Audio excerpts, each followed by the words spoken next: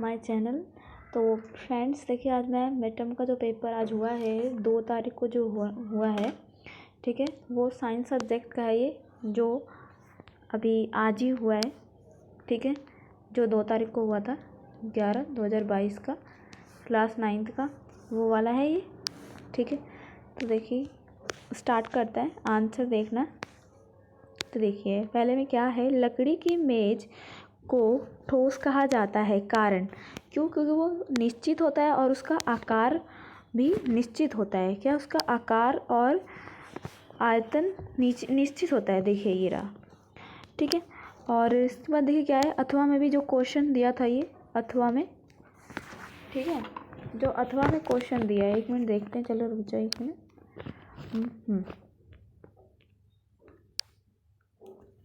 देखिए अथवा में क्वेश्चन दिया है,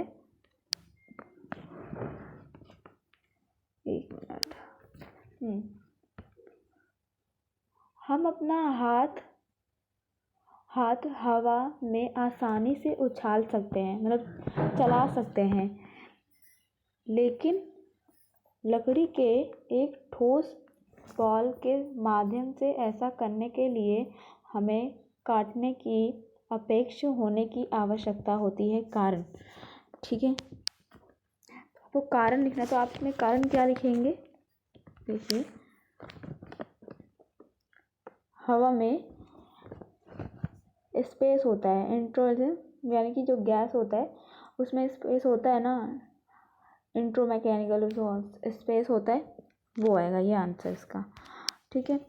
अब सेकंड का आंसर है,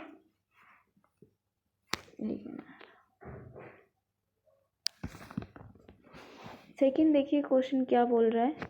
सेकंड क्वेश्चन बोल रहा है, किस तापमान पर बर्फ एवं पानी की दोनों एक साथ उपस्थित होंगे, यानी जो बर्फ है, बर्फ और पानी किस पे होगा, तो ये आंसर इसका क्या हो जाएगा, बी हो जाएगा इसका आंसर, ठीक है। उसके बाद देखिए फिफ्थ का आंसर विसरण आएगा, क्योंकि देखिए कार्बन डाइऑक्साइड और पानी की जैसे पदार्थ कोशिका के अंदर और बाहर कैसे जाते हैं, कैसे जाएंगे, विसरण होगा। कौन सी प्रक्रिया आएगी इसमें, विसरण प्रक्रिया आएगी, ओके। देखिए क्वेश्चन नंबर 6 देखते हैं। क्वेश्चन नंबर 6 क्या बोल रहा है, प्लाज्मा झिल्ली को वर्णनात्मक परागम झिल्ली क्यों कहा जाता है, इसलिए कहा जाता है क्योंकि कभी कभी जो सेल होती है, जो झिल्ली होती है ना, वो सेल को ही अपना कभी कभी झिल्ली चयन करती है, मतलब जो झिल्ली है ना वो चयन करती है, ठीक है, इसलिए उसको वर्णनात्मक झिल्ली कहा जाता है, परागम, ठीक है। अब लाइसोसोम को आत्मघाती थैली क्यों कहा जाता है, ठीक है, ये जो अथवा वाला क्वेश्चन है ये वाला कर रहे हैं हम, इसका आंसर इधर है, ओके। तो देख लीजिए, जूम करके देखते हैं।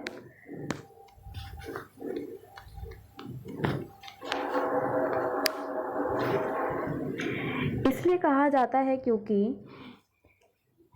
पाचन एंजाइम,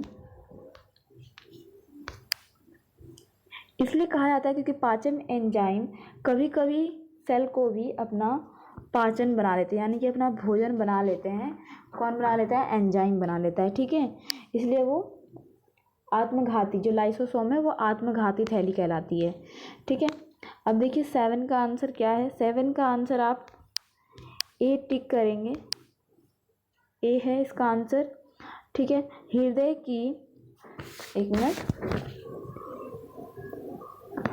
की मांसपेशियों की 2 विशेषताएं बताएं, ठीक है।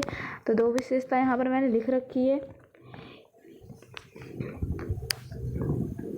ये हृदय में मिलती है, कौन मिलता है, हृदय मांसपेशी, और इनमें हमारा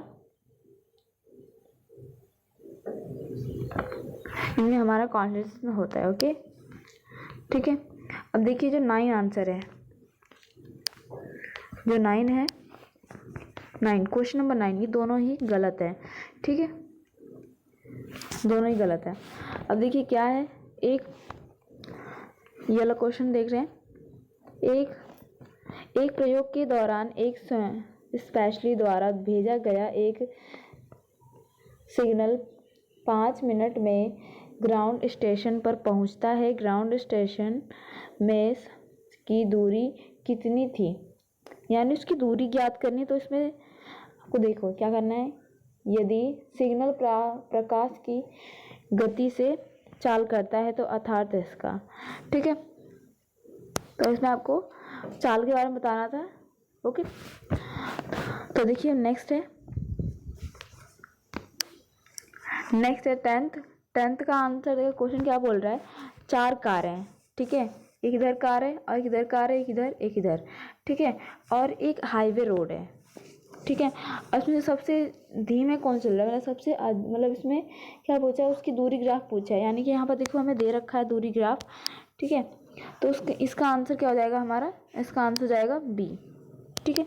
अब देखिए नेक्स्ट चलते हैं। ये दृष्टिहीन बच्चों के लिए है, ठीक है। तो आई हो आप ऐसा नहीं होंगे आप, सॉरी, ठीक। तो चलिए अब करते हैं 11th क्वेश्चन। 11th क्वेश्चन में देखिए क्या कह रहे हैं, बस की छत पर रखे किसी भी सामान को रस्सी से बांधने की सलाह क्यों दी जाती है। क्यों दी जाती है, क्योंकि अगर देखो बस जब चल रही है, ठीक है, तो उसका कोई धक्का वगैरह कुछ मतलब हमें पता नहीं चलेगा, वो अचानक से रुकेगी और हमारा सामान भी गिर सकता है, इसलिए उसे बांधने की हमें ज़रूरत पड़ती है उसे, ठीक है। अब देखिए क्या है, जो अथवा वाला क्वेश्चन है, चलो वो भी देख लेते हैं।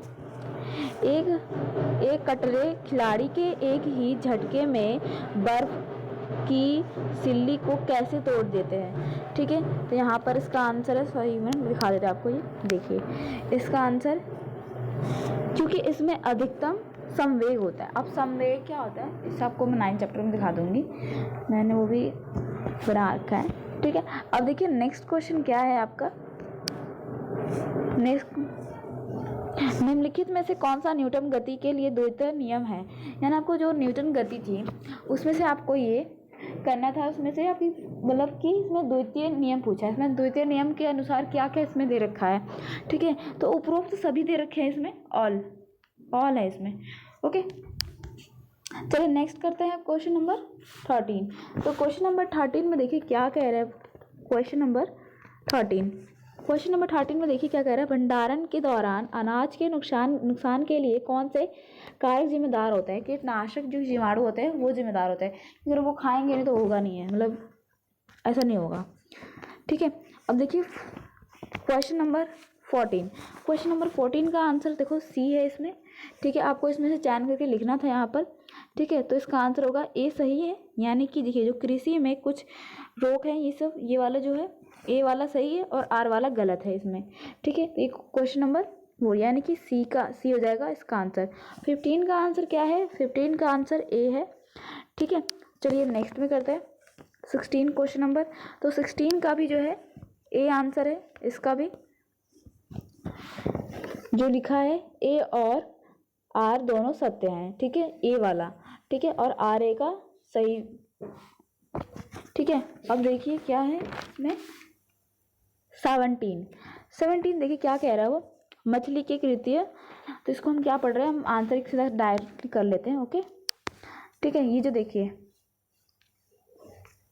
ठीक है, क्या है इसमें, पहले देखो क्या लिखा है, मूल्य, यानी कि जो यहाँ पर जो झींगा वगैरह का नाम दे रखा है वो क्या है, एक समुद्रीय जीव नहीं है, ये आएगा, ठीक है। वो ताने की मछलियाँ आएगी, ताने की, ओके। अब इंग्लिश मीडियम का भी वही हो जाएगा। और देखिए मछली के उत्पादन में प्रबंधन कहलाता है, क्या कहलाता है वो कहलाता है ये, ठीक है। यानी इसका आंसर ए हो जाएगा, इसका आंसर ए, इसका आंसर बी, ओके। थर्ड में देखिए क्या है, समुद्री प्रबंधन, ओके। क्वेश्चन क्या है इसका, हाँ ठीक है, ओके। चलिए अब नेक्स्ट पे करते हैं। फोर्थ का आंसर है विभिन्न जल निकायों में की जाने वाली मछलियों का संवर्धन की प्रक्रिया क्या कहलाती है, जलीय कृषि कहलाती है, ठीक है। अब देखो मीठे पानी, यानी कि देखिए ये वाला हम कर रहे हैं 5th वाला, मीठे पानी के संसाधनों जैसे नहरों, तालाबों, जलाशयों और नदियों में की जाने वाली मत्स्यकृषि कहलाती है, क्या कहलाती है, अति स्थायी मसीहती। ओके, तो इसको हम पैराग्राफ को नहीं पढ़ेंगे, चलिए आंसर देते हैं इसका। तो देखिए फर्स्ट का आंसर हो जाएगा सोल, ठीक है, और एरिसोल हो जाएगा इसका बी का आंसर, सेकंड का आंसर एरिसोल हो जाएगा, ठीक है। अब देखिए इस वाले पेजेस में देखिए, इस वाले, ठीक है, चलिए यहाँ चलते हैं। तो इसका आंसर देखिए थर्ड है, थर्ड करें हम, एक कोलाइडल जिसमें कोलाइडल वाला है, ठीक है, तो इसमें आंसर आ जाएगा फॉर्म आ जाएगा, ठीक है। अब फोर्थ क्या है, इसका भी सॉल है, ठीक है। फिफ्थ है उसका जेल है, ओके, इंग्लिश मीडियम का भी वही होगा जो उसका है, ठीक है। तो हो गया इसका। अब करेंगे हम क्वेश्चन नंबर 19। क्वेश्चन नंबर 19 का देख लेते हैं क्या होगा इसका आंसर,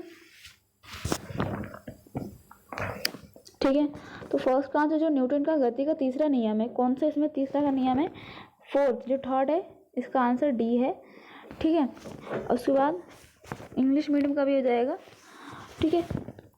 एक पानी का टेकर और ऊंचाई, यानी कि देखिए ये कौन सा वाला क्वेश्चन है, ये वाला देखिए, इसमें आंसर कौन सा आपका आएगा, बी आंसर आएगा इसका, ठीक है। इसका आंसर क्या आएगा, बी आएगा इसका आंसर। और देखिए थर्ड है कारों की सीट का बेल्ट, ओके, तो इसका आंसर आपका ए आएगा, क्या इसका आंसर आपका ए आएगा, ओके। चलिए देखते हैं आप नेक्स्ट क्वेश्चन। नेक्स्ट क्वेश्चन है आपका फोर्थ, तो फोर्थ का आंसर इसमें डी है, ठीक है, और इंग्लिश मीडियम का भी डी रहेगा, ठीक है। फाइनली तो बाय द स्क्वायर, ठीक है। अब एक मिनट, हाँ, तो फिफ्थ का आंसर क्या जाएगा, फिफ्थ का आंसर यहाँ पर जो नीचे दे रखा है ये वाला, इसमें रहेगा, इसमें नहीं है इसका आंसर, ठीक है, कंफ्यूज करने के लिए दे देते हैं बच्चों को, ठीक है। तो उसका जो बी आंसर है वो फर्स्ट और थर्ड आ जाएगा, ठीक है। यहाँ देखिए इंग्लिश में भी वही रहेगा, ओके। तो अब चले देखते हैं क्वेश्चन नंबर 20, देखते हैं क्वेश्चन नंबर 20, ठीक है। उत्तक जो हमारे मुंह को कंपोल की भीतरी परत बनाता है, कौन सा जो मुंह है, तो इसमें देखो दे भी रखा है एपिथेलियम उत्तक, किधर है, एक मिनट दिखाती हूँ आपको मैं,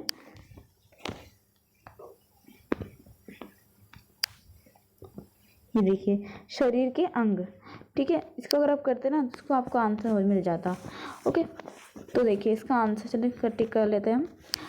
इसका फर्स्ट का आंसर ए है, ठीक है, और इसमें भी यही रहेगा इंग्लिश मीडियम का भी। मानव में पेशी के अस्तित्व में जोड़ने वाला उत्तक, कौन सा उत्तक है, कंडरवा, ठीक है, और इंग्लिश मीडियम का भी हो जाएगा। अब देखिए थर्ड आंसर है स्नायु, ओके, और लिगमेंट इंग्लिश का भी होगा, इंग्लिश मीडियम का लिगमेंट, ठीक है। जो फोर्थ आंसर है एक तरल आधारिक के साथ असंयोजी उत्तक, क्या जाएगा, रक्त हो जाएगा इसका आंसर, ओके। फटाफट करना है।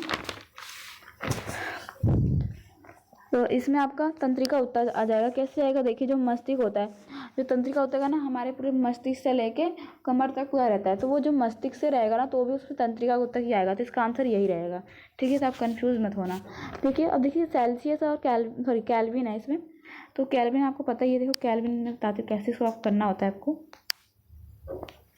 देखिए इसमें आपको 400 दे रखा है इतने पे डिग्री, 400 कैल्विन, ठीक है, सॉरी हाँ कैल्विन, कई बार आपको सी भी दे देते, कई बार आपको के भी दे देते हैं कंफ्यूज करने के लिए, ठीक है।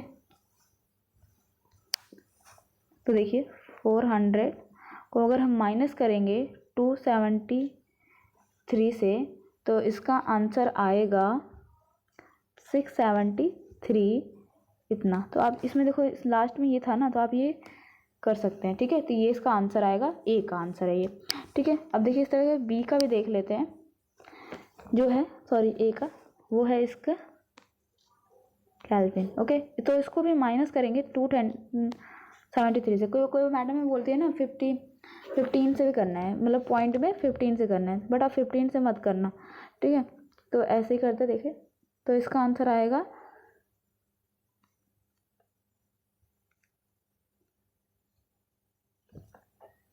46, एक मिनट गलती हो गई, सॉरी फ्रेंड, मुझे लेट हो रहा है। माइनस, तो इसका आंसर आएगा 646 डिग्री सेल्सियस। तो इसका आंसर आपका ये आएगा। ओके, तो नेक्स्ट है आपका नेक्स्ट क्वेश्चन। देखिए क्या देखा है, खंड बी में हम पहुंचे हैं, खंड बी में। ठीक है, देखिए क्या, सॉरी, जो नीचे बी वाला है, ये वाला आंसर जो क्वेश्चन है, गर्म शुष्क दिनों में कूलर के जो बेहतर ढंग में क्या करते, जो पानी, जो कूलर पानी जब डालते हैं ना, ठंडा क्यों होता है, आपको ये लिखना था। ठीक है, देखिए अथवा वाला कर लेते हैं फटाफट। मटके में रखा पानी गर्मी क्यों होता है, क्योंकि जो मटका होता है ना, उसमें जो छोटे छोटे छिद्र पाया जाता है, जो छोटे छोटे कण होते हैं ना, वो बाहर की ओर आकर्षित होते हैं, जिससे वहाँ जब पानी डालते हैं वो ठंडा जाता है। ठीक है, जो कण है ना, अपना सूक्ष्म छोड़ देते हैं उसमें। ठीक है, तो देखिए नेक्स्ट क्या है आपका, द्वितीय पोषक तत्व किन्हें कहते थे, अब आपने इसे कर लिया होगा आई होप। ठीक है, तो विलयन के घटक बताने थे इसमें, और इसमें आपको निम्नलिखित में से इनको आपको बताना है, विषमांगी मिश्रण या आयन। ठीक है, अब देखिए ये वाला क्या है, आयोडीन का टीचर क्या है। ठीक है, और उसके बाद देखिए क्वेश्चन क्या है आपका, ये क्या विलयन एक टिनर प्रभाव है, टिनर प्रभाव दर्शाते हैं। ठीक है, तो देखिए उसके बाद फटाफट, तो आपको क्वेश्चन नंबर, एक मिनट, क्वेश्चन नंबर 26 में तो आपको करना हो, उसमें कोशिका का चित्र बनाना था, जो कि यहाँ पर बना हुआ है। कोशिका ऐसे होती है, मैं कल भी आपको बताया था, वीडियो में बता रखा है।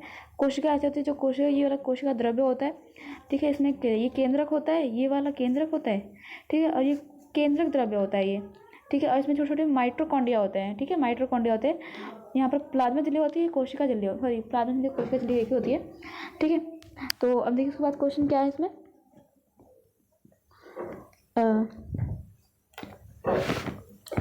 ठीक है, तो ये सब आपने कर लिया होगा। तो चलिए हम चलते हैं, एक मिनट।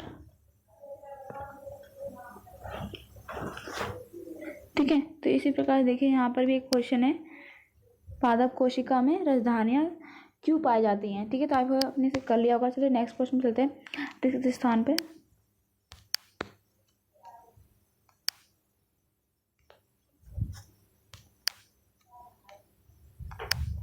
ठीक है, तो देखिए पहला सदिश राशि आएगा।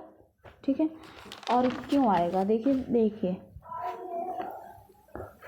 जो होता है गति, उससे पहले भी क्वेश्चन दिखा देते हुए वाला, देखिए ये वाला क्वेश्चन जो है, जो ठीक है, इसमें क्या करना था आपको, जो मानव शरीर के जो रेखित है और अरेखित आपको अंतर बताने थे, और कार्य साइज बताने थे। ठीक है, और इसको देखते हैं, आप इसको छोड़ते आपने कर लिया होगा आखिर में। ठीक है, तो रिक्त स्थान की पूर्ति कीजिए। ठीक है, तो देखिए चलते हैं, गति अदिश राशि और वेग। ठीक है, तो इसमें आ जाएगा आपका सदिश। ठीक है, सदिश आ जाएगा। उसके बाद देखिए, यदि वस्तु की गति लगातार कम हो रही है तो वस्तु का क्या हो जाएगा, विस्थापना विरामय अवस्था होगी, कहलाता है वो। तो वर्ण सदिश राशि है, और इसका एसएल मात्रक क्या है, मीटर बराबर सेकेंड पर मीटर, 1 सेकेंड की। ठीक है, -1। ओके, तो यहाँ पर भी आपने कर लिया होगा आई हो। ठीक है, जड़वत किसे कहते हैं। ठीक है, जो आपको गति में परिवर्तन करता है उसे जड़वत कहते हैं। ठीक है, जो दिशा परिवर्तित करता है। किसी वस्तु में संवेग नियंत्रण वाले दो कारकों के नाम बताइए, द्रव्यमान और वेग। ठीक है, इसका आंसर द्रव्यमान और वेग। ठीक है, और उसके बाद देखते हैं क्या क्वेश्चन है, 33 क्वेश्चन नंबर क्या, 33। ठीक है, तो ये कौन कौन से कारक हैं जिनके लिए फसल के लिए कुछ सुधार करना चाहिए, जिससे हम, एक तो फसल में अच्छी सुधार कब आ सकती है, जब हम अच्छा बीज डालेंगे, अच्छी सिंचाई करेंगे, तो उसकी वजह से। ठीक है, तो अब बेस्ट क्वालिटी की जो बीज होती है ना, और थोड़ी मोटी होती है, मतलब कई क्वालिटी की बीज आती है, ठीक है, जिसमें अच्छी बीज होती है HYV, आपने नाम सुना होगा। HYV की जो बीज होता है ना वो बहुत ज़्यादा अच्छे होते हैं, ठीक है। तो आपका आंसर ये भी लिख सकते हो, ठीक है। तो देखिए पोषक तत्व में कमी के फसल कितने, उनकी ग्रोथ कम हो जाएगी। अगर उसमें कमी हो जाएगी तो उनकी ग्रोथ कम हो जाएगी, उनका बढ़ना कम हो जाएगा। तो यहाँ पर क्या होता है, मार्केट में महंगाई स्टार्ट हो जाएगी, ठीक है। उसके बाद देखिए कार्बनिक पदार्थ, सॉरी कार्बनिक खेती किसे कहते हैं, जिसमें खरपतवार यूज ना हो उसे कार्बनिक कहते हैं, ठीक है। तो देखिए प्रोकैरियोट और यूकैरियोट, मैंने वीडियो बनाई थी इसकी, लिंक शेयर कर दूंगी इसकी। प्रोकैरियोट और यूकैरियोट, जो यूकैरियोट होता है इसमें केंद्रक होता है, इसमें केंद्रक नहीं होता है, प्रोकैरियोट में केंद्रक नहीं होता है, ऐसी कुछ है, ठीक है। उसके बाद गोल्जी उपकरण का आपने ये सब कर लिया होगा। केंद्रक में क्या कार्य करता है, DNA, और देखिए किधर गया ये, DNA और ATP। आपको इसकी फुल फॉर्म लिखनी थी, क्या उसकी फुल फॉर्म लिखनी थी, तो DNA मैं बता देती हूँ आपको, ठीक है, डीऑक्सो राइबोन्यूक्लिक अम्ल, ठीक है। उसका देखिए क्या है ये वाला, वाष्पीकरण को प्रभावित करने के लिए वृद्धि और कमी करने वाले 4 कारकों के नाम बताइए। देखिए एक जल हो गया, एक तापमान, एक नमी, एक हवा, ठीक है। उसके बाद देखिए गर्मियों में हम जो सूती कपड़े किस प्रकार के हम कपड़े पहन सकते हैं। गर्मियों में देखो सूती कपड़े पहनेंगे, क्योंकि देखिए जो सूती कपड़े होते हैं ना वो बहुत अच्छे क्वालिटीज़ के होते हैं, ठीक है। जो हमारा मतलब जो निकलता है पसीना उसको भी सोखने में बहुत ज़्यादा हेल्प करते हैं वो सब, ठीक है। उसके बाद देखिए क्या है, उर्ध्वपातन किसे कहते हैं, ठीक है। तो गैस से सीधा जो ठोस में बदल जाए, गैस से जो सीधा ठोस में बदल जाए उसे हम कहते हैं उर्ध्वपातन, ठीक है। तो आई होप आपने सारा क्वेश्चंस कर लिया होगा, ठीक है। थैंक यू फ्रेंड्स, अगर वीडियो अच्छी लगे तो लाइक सब्सक्राइब कीजिएगा, और आई होप आपने बहुत अच्छे से किया होगा। Thank you friends.